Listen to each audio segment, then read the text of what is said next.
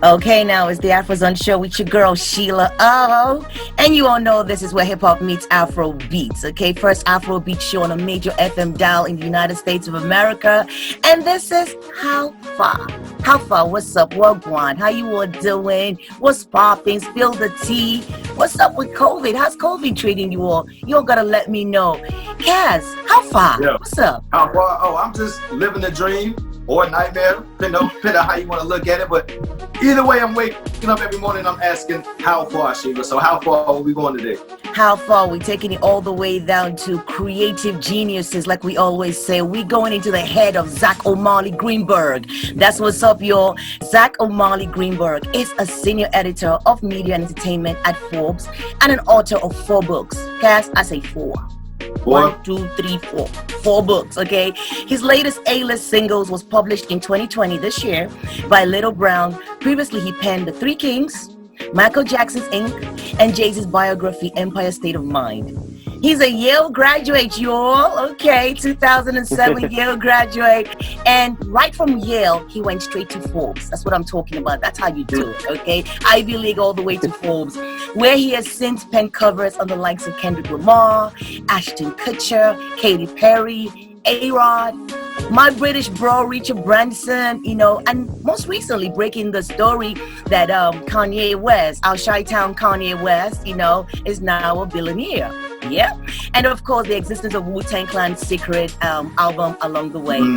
Zack has also pioneered Forbes franchises, 30 Under 30 music, the Hip Hop Cash Kings, while expanding, I must say, the existing ones like Celebrity 100, which we all know about, and creating properties beyond editorial Under 30 Music Festival. I could go on.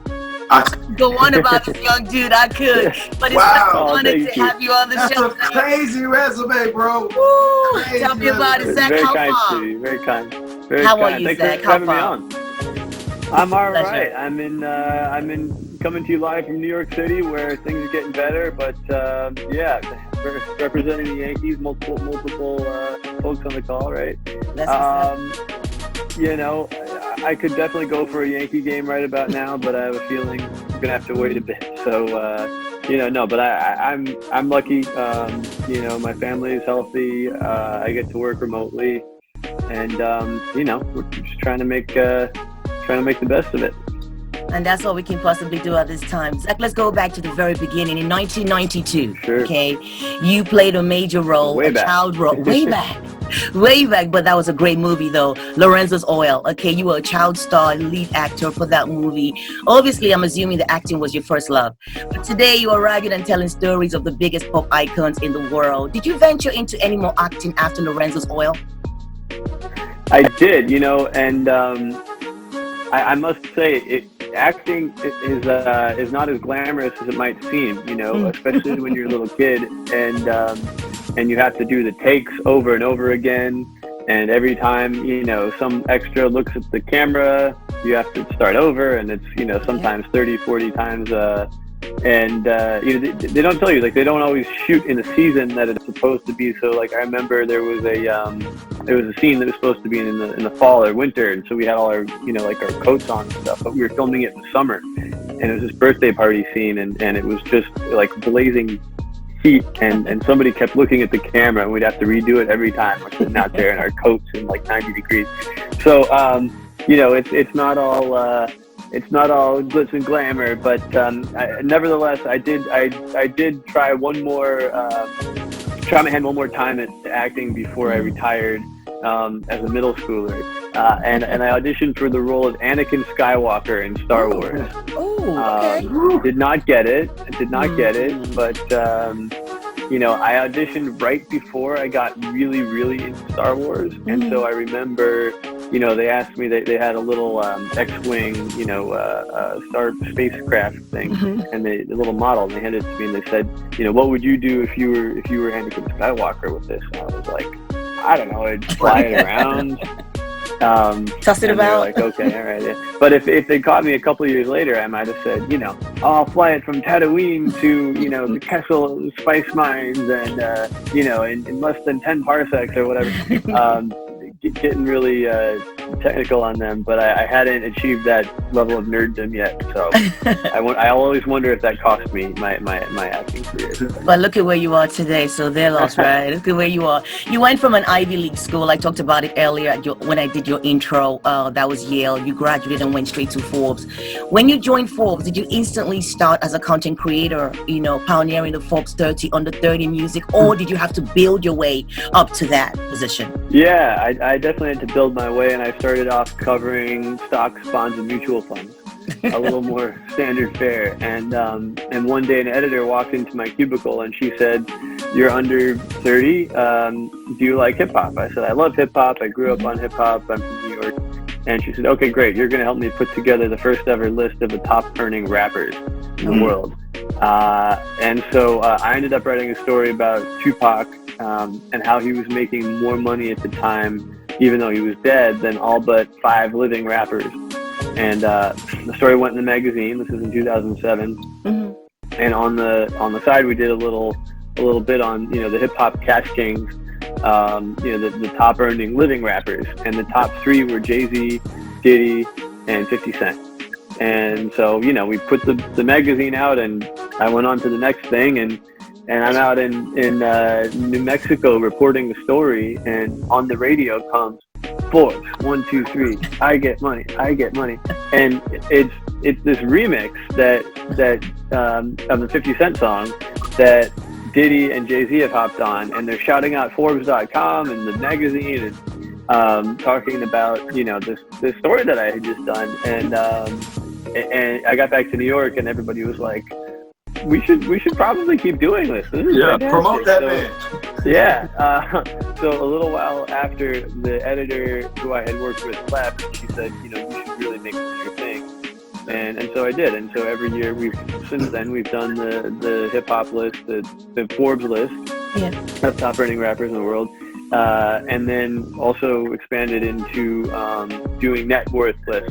Mm-hmm. So which is where you start to see some of the stuff that you alluded to earlier, like with the Kanye becoming a billionaire, Jay-Z becoming a billionaire, stuff like that. So that's definitely been my favorite part of my job, although I do a lot of other stuff, with media and entertainment, a little bit of sports too. I remember when that happened actually too, and they definitely brought the hip hop culture to the Forbes list. Like that was like a badge of honor. Like you ain't bragging unless you're on a Forbes list. But I'm wondering, like, prior to that, like, were you a fan of the hip hop culture, or did you know anything about the background, or was that more so like something you just? Oh yeah, no. I mean, I grew up in New York. Yeah, I mean, so the first album I bought the first albums I bought with my own money. I went to Tower Records in 1996 or whatever it was. I was in 6th grade, and I went to Tower Records with whatever it was, $45 in my pocket, and I bought Sublime. I bought the Titanic soundtrack, and I bought Puff Daddy and the Family No Way Out. Yeah. That ended up being my favorite one. That one and Sublime were my two. Those became like the 2 branches of my musical interest. So I definitely, will always have a soft spot in my heart for alt rock. I guess ska, but nobody really makes ska anymore. But hip hop, so like the Puff Daddy album, although that's not, like let's say, old school golden age hip hop. It opened the door to me. That's to my this entire world. So that's when I got in the shiny suits and all that. I feel you. Yeah, exactly. And they sampled, he sampled so many classics, that's what kind of turned me on to, like, I never would have known about Grandmaster Flash unless Puff Daddy had sampled the message, So, I probably maybe eventually, but like that kind of like clued me into this whole history of hip hop, like from the very beginning. And I think that's so important. And I think it's important that acts, these days shout out the founders and the pioneers, because a lot of that stuff gets lost. It is so important. And as a writer, you really have helped push the culture, because you have to really be passionate about it. And that's the story you just told now. But telling the stories that you most admire, what would you want people to know about these individuals that you choose to write about? Yeah, I think that the thread that runs through the work that I've done at Forbes on the business of hip hop is that, you know, before we started doing this, there was no mainstream business publication that covered hip hop in a serious and dignified way. And yeah, there were one-off stories about, you know, Master P or whoever, and but you know, they would always have titles of like bling bling, and you know, like ridiculous, like kind of like novelty, you know, kind of language around it, and this kind of like pervasive sense that hip hop was a fad. And you know, but my mission has been to come in and say, you know, starting in 2007, it was like, hip hop is a real business. Lifestyle, we culture. should cover it as such. Yeah. And you know, you mentioned Richard Branson earlier, and you know, I often say, like people get into conversations about, you know, artistry and talent, and you know, somebody like Puff Daddy, like he's not really good at rapping, like, you know, he's a producer, but he more like puts teams of producers together. You know, why does he get so much credit? Blah, blah, blah, blah, blah. And I was like, well, you know, my stance on Puffy is like, he's sort of like if Richard Branson happened to put out a few albums, you know? And like, that was one part of his career, but it's this entrepreneurial drive, this kind of like adventure capitalism. Always reinventing. Exactly. Yeah, always reinventing and looking for the next thing to move the culture forward. You know, and you can disagree with what he picks, but I think it's just a good example of a rapper transcending into a businessman. Exactly. But don't get me wrong, because it's one thing, you can give him his props or not on rapping, but in general, just to see that evolution. And then to see other people follow that path, that's the way to the Forbes list. Like, I get what you're saying. Like, regardless of how you feel about him as a rapper, you gotta respect the businessman, the brand, because you can't just be boxed in as one thing. So we go on for days about who's hot and who's not, but at the end of the day, like, I feel you on that. Right, and the fact that he's still, you know, relevant. I mean, yes, he is. To the extent of like we're talking about him right now, I think is a testament to what he's been able to do for a guy who's not a very talented rapper, right? Like, let's be honest. He's you know, but like he says, I don't write rhymes, I write checks. Exactly. That's right. And he so does. He really does. We're in a world still full of untalented rappers. Now let's see who's gonna do what Diddy do though. It's levels to it. Don't get me wrong. Exactly. So true. What about Jay-Z? Have you met Jay-Z since you wrote the book? You know, his bio, Empire State of Mind. And when you met him, if you have met him, what did he think about the book? Yeah, it's a funny story. So I started writing the book, I believe, in 2009, Empire State of Mind, business-focused biography of Jay-Z, and it came out in 2011. Throughout the whole process, I tried to interview him. You know, I talked to John Manilli, and I was like, manager then. His manager at the time. You know, hey, does Jay want to talk? And blah blah blah. I mean, I sat down with him in the old Rockaware headquarters in Midtown, and there was a lot of like, well, maybe, I don't know, like, and just like stalling, and the deadline came and went with no input, and so, you know, he never said no, but he never agreed to sit down and talk to me. So flash forward a couple years, I'm covering the Made in America music festival for Forbes, and I'm in I go from I'm in like the media area, and I go to use the restroom, and they have these porta potties set up, and there's sort of like there's the media area, and then there's the porta potties, and then there's the VIP area, and so I pop out of the porta potty, and who should I see 10 feet away from me but Jay-Z and Beyonce just standing there with a few people. So I'm like, well, this is my opportunity. So I go. I walk over, I say, hey, Jay,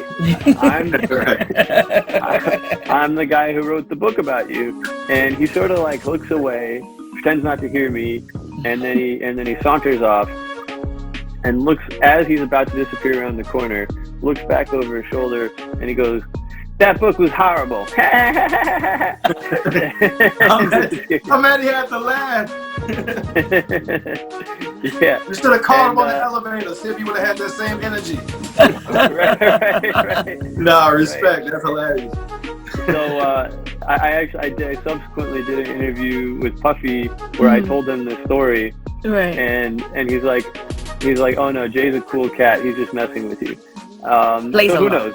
No, he does play a lot. He likes to mess around. Yeah, I was privileged to be the first to take him to Africa. So I toured with him in Africa, and I was on the plane with, I was the first to take him out there. I was on the plane with him and Beyonce, and she was just escorting him on that tour. So it was me, John Manelli, Robert Buzzelli. We're just on the plane, and everywhere we went to in Africa, he was very excited, and he just jokes a lot. He just cracks up a lot. Like, you never know with Jay. Are you happy? You know, happy. You never know with him, but he's such a genius. So yes, I do think that was his way of actually saying I mean, speaking, you know, to you. Yeah, you know, and when I write stuff, I don't, you know, my goal isn't to flatter whoever I'm writing. I want to be truthful, right? And, you know, and to be sure, I get into the stuff that works for Jay and also the stuff that doesn't work. But I thought I was fair, and, you know, hopefully he recognizes that. So, speaking about being fair, Zach, so what's the story with Kanye? I mean, there's some discrepancy, so I need to know, is Kanye right or is Forbes right? What happened there? Speaking about being fair, is he 1 billion or is he 1.3 billion? What is he, Zach? What's your version? The short answer is that Forbes is right. Period. The long answer is that I wrote a cover story on Kanye about this time last year, and spent a couple of days with him out in LA, and, you know, just some wild stories. Got a real peek inside the empire. You know, wrote the story, put him on the cover. The story came out. You know, got a lot of attraction, and he actually texted me and said, you know, great job, brother. Congratulations to you and the team, and, you know, blah blah blah. 2 months later, out of nowhere, he just starts like going off on us, like Forbes is unfair, Forbes this, Forbes that. I'm a billionaire, and Forbes hasn't called me a billionaire. And we didn't call him a billionaire in the story. The story was focused on his earnings. It was about our earnings package, the Celebrity 100. And, you know, we said we didn't think he was a billionaire quite yet, but that we thought that he'd get there soon.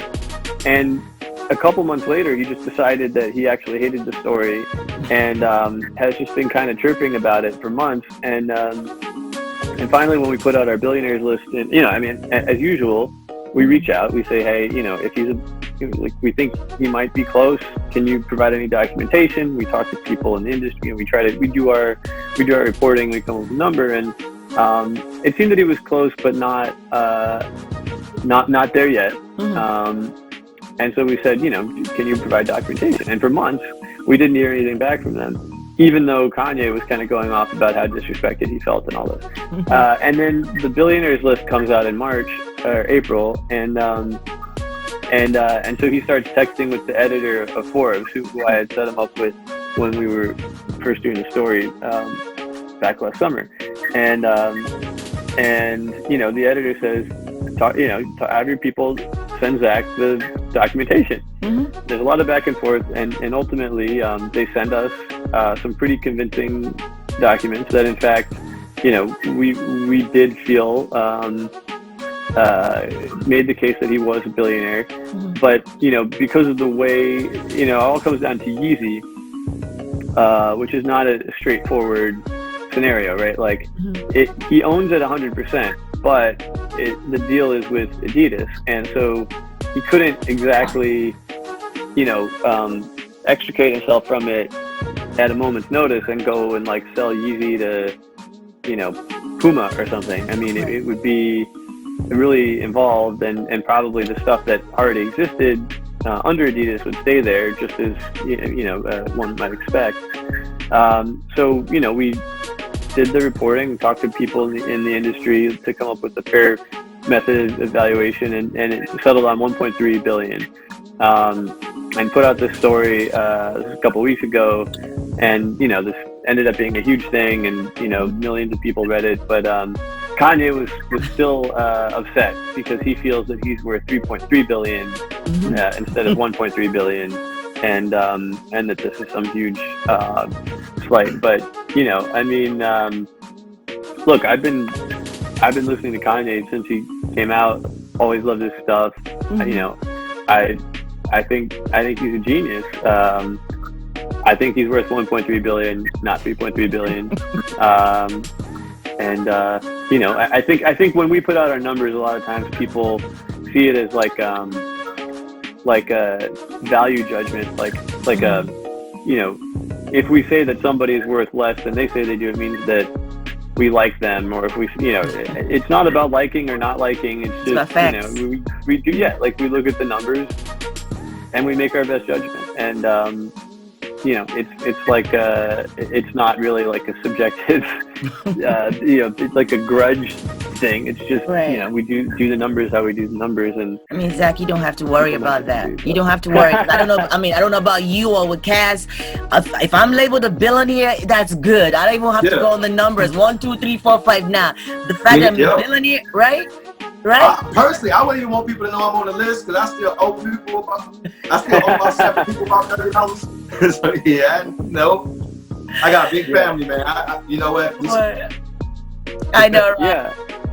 I mean, But Zach, to each his own. I know, but I do see, like, it's either one way or the other. People are either bragging about it, or they're upset. Feel like they're getting hated on. Like, well, it's like you have to show them receipts. Otherwise, it's what it is. It's really interesting putting this whole thing together. When we put our lists together, we always call, to bounce estimates off of people and give them a chance to comment, or you offer documentation one way or the other. And I'd say like a third of them think their number should be higher. Mm-hmm. A third of them don't comment, and a third of them think their number should be lower. And then they try to argue you down. And then like a couple months later, you find out about like a paternity situation or alimony, like a divorce coming up. Oh, Pablo Escobar situation. You know what I mean? So you guys put them in trouble. So you never know. You never know. Yeah. You're a lover of music. You're a lover of the culture, obviously, Zach. I don't know if you know much about Afro beats and the fact that Afro beats is making major waves right now. For sure. Do you see yourself telling the story of similar types of people, international talents from that demographic from Africa in the future? Yeah, no, I mean, I think it's a great place to be looking for, for like the next generation of stars. And I spent about 10 days in Ghana. My wife was working over there for a month a few years back, and I remember, and this was when I think like WizKid was just starting to get big in the U.S. But going over there and being immersed and hearing some of the other names that were bubbling up, and just like, just everywhere on the radio all the time, and then seeing subsequently how that has expanded. Not just throughout the continent, but internationally, starting to get some real penetration in the United States. So, and I think that although obviously Afrobeats being, a distinct genre from hip hop, but like influenced by hip hop in some ways musically, it's also really influenced, in terms of like entrepreneurial mindset by hip hop, right? And there's a real like appreciation for what the likes of Jay-Z and Diddy have done, and sort of like a desire to emulate that and kind of like build a like an Afrobeats version of that kind of moguldom. So true. So I'd love to have an Afrobeats earnings list. That's where I was going to. I need you to have one. That's why I was like, we gotta have this interview. We gotta get Zack into this market, into this demographic, because we're taking over, Zack. We see ourselves in the next 10 years, being a lifestyle, being a culture like hip hop is. We're not gonna be a phase, and we just want to make sure that we keep at it. So I was like, okay, let's get Zack on the show to make sure he knows what Afrobeats is doing. Thank you for telling me about your time in Ghana. Until then, how can these like up and coming artists and established artists work their way to being on this Forbes list during this pandemic and moving forward? Like, what's keys that you would give these artists? Yeah, I mean, I think that throughout the past decade or so, music business more broadly, it's all been about touring. you know, and that's where the growth has been a lot, in terms of, you know, individuals making money, but obviously that's not possible now. But, you know, hip hop has always been, you know, as you guys know, a little bit different because there have been restrictions on how much hip hop can tour, and, you know, a lot of it goes back to like ingrained prejudice over what a hip hop show means. There's this perception of danger unfairly that has, you know, stopped, you know, that has stunted or delayed a lot of the growth in hip hop touring. I think, you know, a lot of like security and insurance costs, stuff like that behind the scenes, that it's hard that, you know, for people to see, you know, like the kind of stuff that goes on, but like, you know, like unfairly kind of like jacking up those kinds of costs in a way. So we got to move around that though. So like, because right now touring, but I'm thinking, I think it takes a little more than touring to get on that Forbes list. You know what I'm saying? Exactly. So like, they need to diversify. It's tech booming. It's stock. They need to. Give me the keys. But I think hip hop has been so good at that, and because of having to deal with that, you know, those kinds of prejudices, you know, both in touring and then in terms of, you know, even, you know, getting record deals and clothing deals and endorsements back in the day, you know, well, if I can't get a record deal or an endorsement deal with a big company, I'm just going to go start my own. And that's been the hip hop mentality for so long. And so I think that has driven, you know, a lot of really kind of smart and outside the box thinking and business deals over the years. And when you look at who's doing this era, right, in quarantine, some of the names that are at the very top are hip hop acts. Like, you know, Travis Scott did his big virtual gig in Fortnite, and, you know, he was selling merch like based on this virtual gig. He was selling real merch, you know, like Travis Scott Nerf guns and action figures and stuff in this, you know, fantasy game. That's, you know, that kind of thinking, I think, is what is needed to take the next step. I mean, and you know, even somebody like Drake, when people were holding their albums, you know, he put out this mixtape that ended up at #2 on the charts. That, you know, like, don't shy away from, you know, don't kind of like sit around and wait until this is all over and figure out how you can, you know, be relevant in this time, and you know, because it doesn't seem like it's getting back to normal anytime soon. No, it's not. I mean, I could keep you here forever, Zach, but one last thing before I let you go. Sure. What is your perspective take? You know, what's your take on what the future of American music entertainment will look like financially? What's your personal take?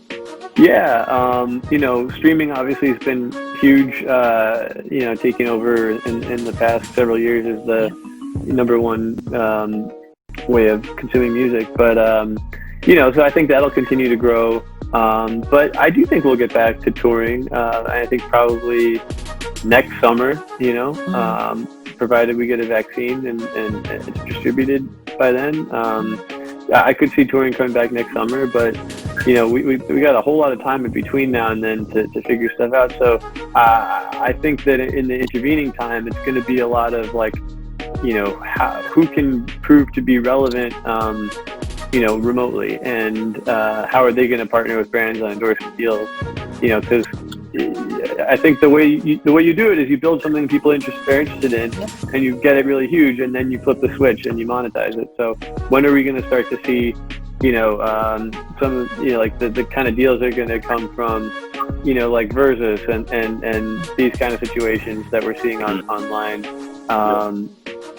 How is that going to be monetized as it all goes on, and without like alienating fans?